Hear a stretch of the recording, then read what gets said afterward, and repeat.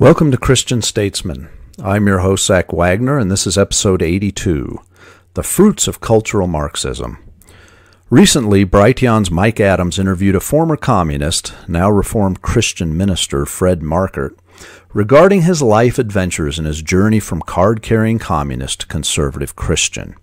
The interview is fascinating as Markert gives an on-the-ground account of the fruits of cultural Marxism in his life, and then outlines the broader frameworks of the movement that is now gripping much of America. Most people would give vigorous argument over the idea that the moral and social deterioration we have experienced in America since the 60s was a fabricated set of events.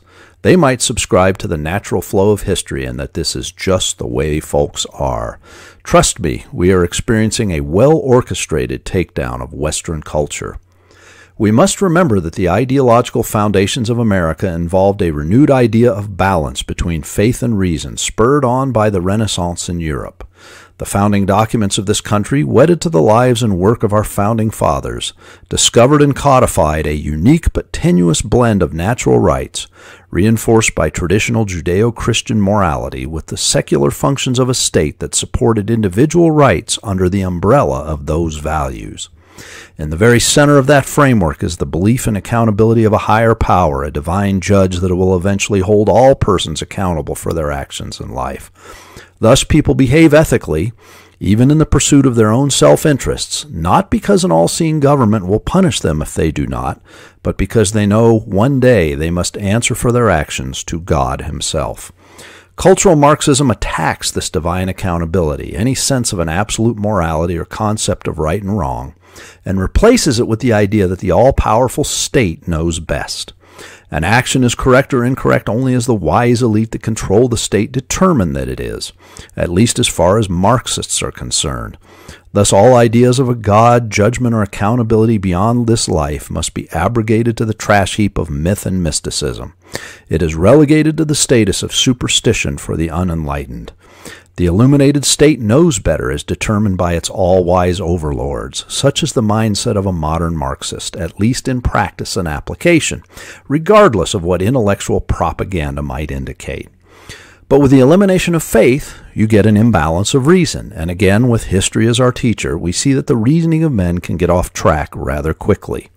If we cannot accept the fact that without the element of faith balancing reason, and indeed the subscriber to secular thought who holds science and reason highly usually rejects such faith, we will eventually get sideways and become subject to the reasoning of the few, the elite that control the governments and schools, and they are almost always corrupt.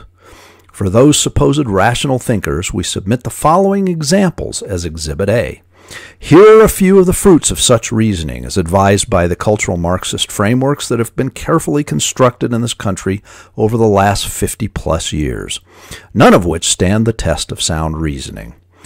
Bills approving gender transformation treatments for children, attempts to get the age of consent to 9 years old, abortion on demand up until birth, allowing transgender men to compete in women's sports, teaching that America was founded in racism in primary schools and colleges, critical race theory in corporations and the military, cancel culture for anyone not towing the leftist diatribe, elimination of religion from schools and public places, intersectional frameworks to define rights and or grievances by race, establishment of bureaucratic czars within government departments, attempts to control or confiscate firearms, allowing social media companies to ban or block conservative thought, using federal taxpayer monies to bail out failed blue state social programs, calling anyone who voted for Trump or objects to uber-leftist overreach a white nationalist, drug legalization, decriminalization of prostitution, unfettered illegal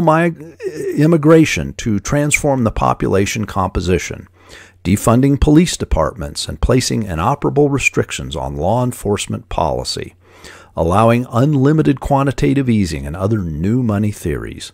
The list goes on, but the audience gets the point.